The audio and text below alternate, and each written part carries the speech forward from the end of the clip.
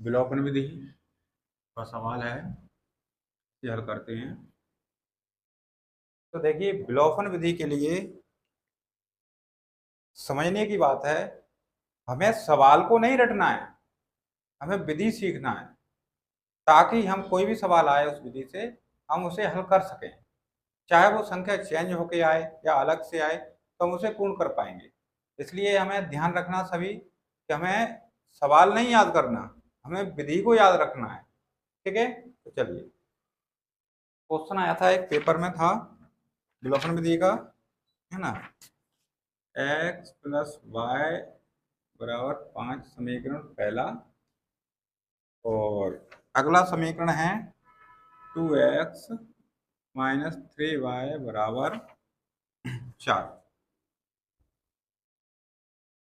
इस क्वेश्चन को विलोपन विधि से हल करना है।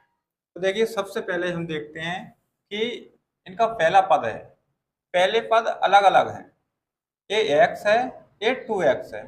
तो सबसे पहले हमें करना होती है, सबसे पहले हमें इनके किसी एक पद को, या पहला पद या दूसरे पद को बराबर करना होती है। तो हमें पहला पद बराबर करना है इसका। तो इसके करने के लिए हमें ये करना पड़ेगा कि पहले वाले पद की जो संख्या है, पहले समीकरण में जो संख्या है पहले पद की, उस अचर पद का हमें समीकरण 2 में गुणा करना पड़ेगा। और समीकरण 2 के पहले पद की जो अंक है, संख्या है, उस संख्या का, उस अचर पद का हमें समीकरण 1 में गुणा करना पड़ेगा। तो सबसे पहले हम लिख लेते हैं, समीकरण 1 में 2 का गुणा करने पर, ठीक है।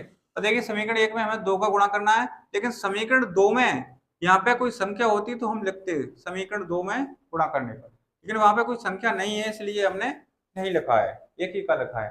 तो आगे करते हैं। देखिए, 2 का गुणा x में करेंगे तो 2x आएगा, प्लस 2 का गुणा y में करेंगे तो y आएगा, बराबर 2 का 5 में करेंगे तो 10 आएगा। समीकरण 1 हो गया। अब 2 में गुणा करना नहीं है, क्योंकि वहां पे कोई अंक है ही नहीं, पहले पद में कोई संख्या नहीं है, इसलिए हम उसमें गुणा नहीं करेंगे। हम वैसा का वैसा समीकरण लिख लेते हैं। ये है हमारा समीकरण 2।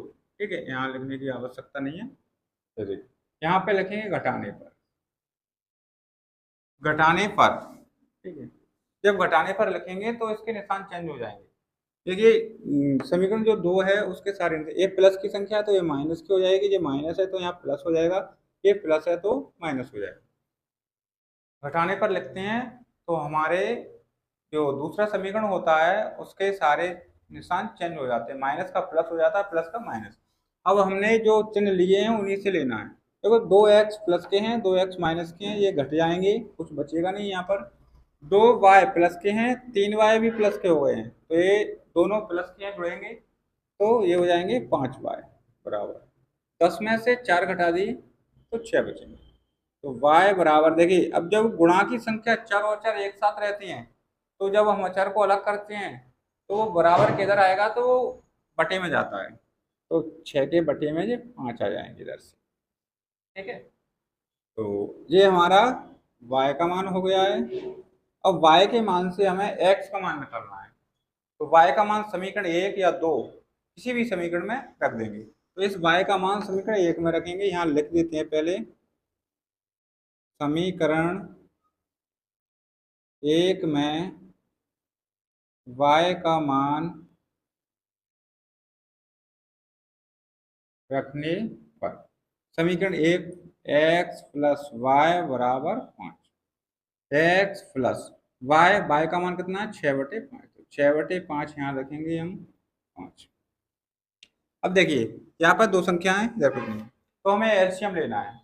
ठीक है, लेकिन एलसीएम लेंगे और सिंगल संख्या है, बराबर में भी इसके बटे में कुछ नहीं है, इसके बटे में भी कुछ नहीं है, सिंगल एक ही संख्या के बटे में 5 है। तो इस 5 को जब हम एलसीएम लेंगे तो 5 आएगा, लेकिन जब वो बटे में आएगा तो उसका गुणा कहाँ होगा, इधर होता है, त्रियक गुणा होता है, क्रॉस गुणा, इस तरीके से क्रॉस गुणा होता है। तो उसी नियम से इसका हम गुणा कर देते हैं। 5 का गुणा x में कर देंगे, 5x प्लस 6 के बटे में 5 हैं, इसलिए हम इसी का गुणा कर रहे हैं, तो इसके बटे में जो संख्या है उसमें गुणा नहीं करना है। तो 6 और 5 के बटे में नहीं है, तो 5 में गुणा करेंगे तो 25 हो जाएगा। इस प्रकार सीधी सी बात है, जिसके बटे में संख्या नहीं है उसमें गुणा करना है, जिसके बटे में है उसमें नहीं करना है। तो 6 के बटे में 5 था, इसलिए हमने नहीं किया। चार और अचर एक साइड करेंगे, 25 ये अचर संख्या है तो इसको अलग ले जाएंगे, हम इधर ले जाएंगे तो 6 इधर आके पक्षांतर करेंगे तो माइनस हो जाएगा। जब पक्षांतर करते हैं हम बराबर से इधर उधर संख्या करते हैं तो निशान चेंज हो जाते हैं, प्लस का माइनस हो जाता है, माइनस का प्लस हो जाता है, ध्यान रखना। 5x इन्हें माइनस कर दीजिए, 19 बचेंगे, और x बराबर मल्टीप्लाई गुणा की संख्या है तो बटे में जाएगी, 19/5। तो इस तरह से ये x का मान हमें प्राप्त हो गया। अतः यहाँ पे हम दोनों मानों को एक साथ लिख देते हैं, ताकि जो चेक करने वाले का फोकस रहे वो आंसर पर जाए और वो देखे कि आंसर सही है और हमें नंबर दे दे। तो इस प्रकार से हमें स्टेप बाय स्टेप सवाल को फॉलो करना, और एक तरफ यूट्यूब चैनल की लिंक ऊपर दी है, उसे सब्सक्राइब कर लें और हमारे फेसबुक पेज को फॉलो कर लें।